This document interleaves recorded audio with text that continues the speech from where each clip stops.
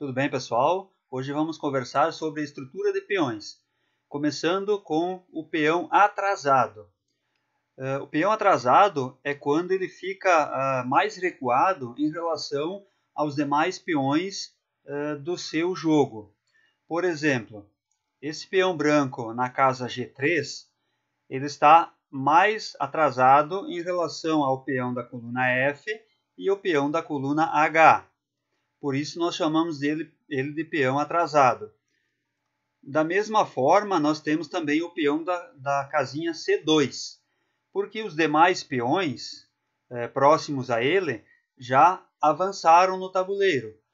Então o peão de C2 é o que ficou mais para trás, analisando toda a estrutura de peões, considerando a posição de cada um. Os peões que ficarem mais para trás são chamados de peões atrasados.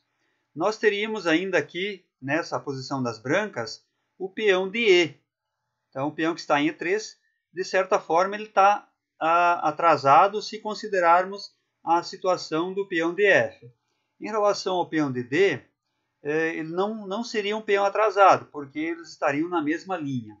Mas, se analisarmos o peão de F, ele também seria um peão atrasado.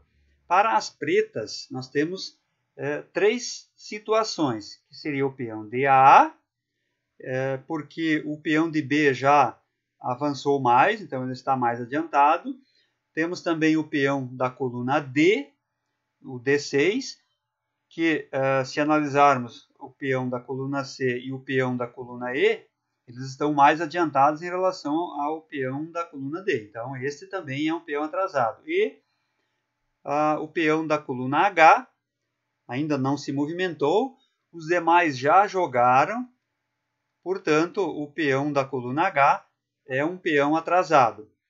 Nesta posição, nós teríamos 5 ou 6 peões que seriam considerados peões atrasados.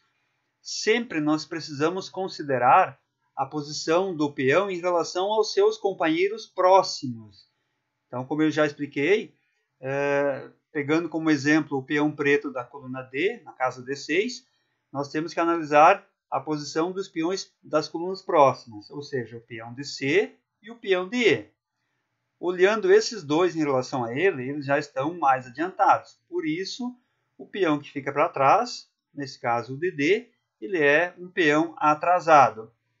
Todo peão atrasado, ele fica em desvantagem em relação aos seus companheiros, porque o adversário pode atacar esse peão.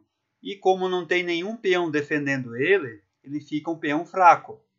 Por outro lado, ele passa a defender os seus peões companheiros que estão à frente.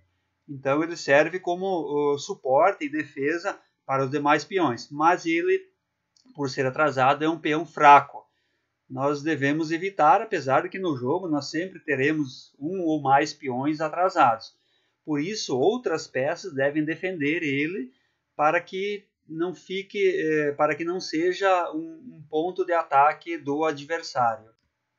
Nesse diagrama, nós temos outra situação relacionada à estrutura de peões, que é o que nós chamamos de peões dobrados. Como o nome já está dizendo, é quando tem dois peões do mesmo jogador na mesma coluna. Eles estão em dobro na coluna. O normal é ter um peão em cada coluna. Então, quando tem dois, nós chamamos de peões dobrados. Como, por exemplo, aqui as brancas, na coluna E, elas têm dois peões, porque um deles capturou uma peça ou um peão do adversário e se posicionou na coluna do outro peão. Portanto, eles ficaram em dois na mesma coluna e isso caracteriza uma situação de peões dobrados. Na coluna A também nós temos peões dobrados em função de uma captura. E as pretas têm duas situações, que é na coluna C, com esses dois peões, e na coluna G. A situação de peões dobrados não precisa ser necessariamente com eles próximos um do outro. Eles podem estar afastados, como aqui na coluna G, os peões pretos, eles estão um pouco afastados, poderiam até estar mais. mas caracteriza a situação de peões dobrados da mesma forma.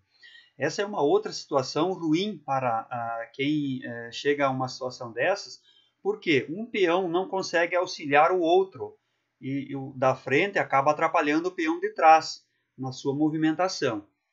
O ideal é quando os peões eles estão um em cada coluna, de certa forma, um apoiando o outro, como por exemplo, esses dois brancos, eles estariam numa situação adequada, ideal para o jogo. Mas conforme nós vamos desenvolvendo o jogo, essas situações podem mudar. Um peão que está dobrado agora pode desdobrar logo à frente. Por exemplo, se as pretas avançarem esse peão até essa casa, jogando duas casinhas como é a primeira vez, as brancas podem capturar e desdobrar o peão como ele está agora. Então, nada é permanente. Sabemos que uma situação de peão dobrado é ruim, mas ela pode ser resolvida oportunamente conforme o jogo vai se desenvolvendo. O que nós temos que fazer é sempre evitar essa situação. Em alguns casos, como quando não for possível, tudo bem, vamos ter peões dobrados, mas se possível desdobrar mais à frente, é necessário dar essa preferência, certo? A próxima situação relacionada à estrutura de peões refere-se ao peão isolado. O que é um peão isolado? É quando nas colunas próximas a ele não tem peões da mesma cor. Por exemplo, peão branco da coluna H. Como ele está na lateral do tabuleiro, a coluna próxima a ele é a coluna G, mas não tem nenhum peão branco nesta coluna. Então, esse peão da coluna H é um peão isolado. Da mesma forma, o peão de F. Na coluna G e na coluna E, não tem mais peão branco. Portanto, é mais um peão isolado. Ele está distante dos peões companheiros. Eu chamo assim porque fica mais fácil identificar. O peão da coluna A é outro peão isolado para as brancas, porque como não tem mais colunas à sua esquerda, só tem a coluna B, onde não tem mais nenhum peão branco. Portanto, esse peão ficou isolado dos demais. Não tem nenhum peão que possa proteger ou fazer um elo de ligação entre eles. Eu costumo comparar os peões nesse tipo de estrutura com uma corrente. Se você tem elos ligando entre si, você tem uma corrente inteira e mais forte. A partir do momento que o elo se quebra e você perde essa ligação, eles ficam fracos entre si. Então, esses três peões brancos é como se eles são elos quebrados de uma corrente. Eles não podem ajudar um ao outro. Portanto, eles são peões fracos e fáceis de serem atacados pelo adversário. As pretas só têm o peão da coluna D, que podemos considerar como um peão isolado, porque os demais eles têm uma ligação entre si. Seria uma corrente que não foi quebrada, apesar de estarem divididos em partes, mas isolado mesmo só ficou o peão da coluna D. E eu repito, não é uma situação legal para se ter no jogo, porque é um alvo de ataque do adversário. Devemos evitar isso sempre que possível.